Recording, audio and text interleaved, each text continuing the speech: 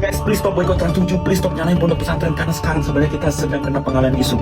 Baru aja DPR disahkan dana resesnya naik hampir 2 kali lipat, yang awalnya 400 juta menjadi 700 jutaan. Dugaan pengalihan isu ke Trans 7, sedangkan DPR sekarang nikmati ini. Tayangan yang menyebut santri ngesot ke kiai itu bukan sekadar keteledoran editorial, tapi bisa jadi kartu yang memang diatur untuk dimainkan di saat yang pas, ketika ada isu lain yang tak kalah penting tengah bergejolak di Senayan. Sementara warganet terbakar emosi, ada ruang sunyi di balik layar, di mana keputusan DPR menaikkan dana reses menjadi sekitar 702 juta rupiah per anggota.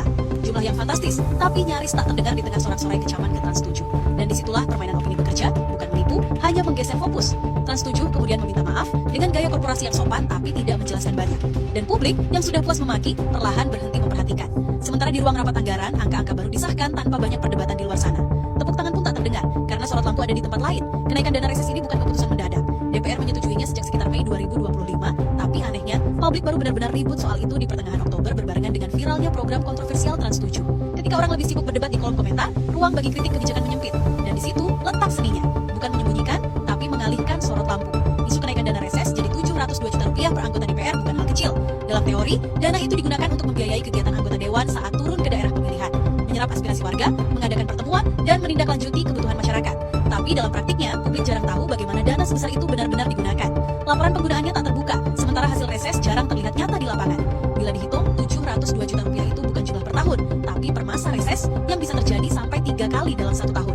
Artinya, satu anggota DPR bisa mengelola lebih dari 2 miliar rupiah dalam setahun hanya dari pos reses. Uang sebesar itu mestinya jadi jembatan antara rakyat dan wakilnya, bukan jadi beban baru bagi APBN yang makin sesak. Kenaikan ini juga memunculkan tanda tanya besar. Kenapa harus naik dari 400 juta rupiah ke 702 juta rupiah di saat ekonomi rakyat belum benar-benar pulih?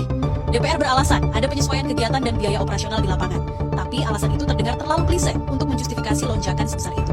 Rakyat tentu berhak tahu apakah benar kegiatan riset itu berlangsung atau sekadar laporan di atas kertas. Masalahnya, isu seperti ini tak pernah jadi topik utama. Ia tenggelam di tengah gaduh yang lebih menarik perhatian publik seperti kontroversi tayangan televisi. Lalu muncul pertanyaan, siapa sebenarnya yang diuntungkan dari semua keributan ini?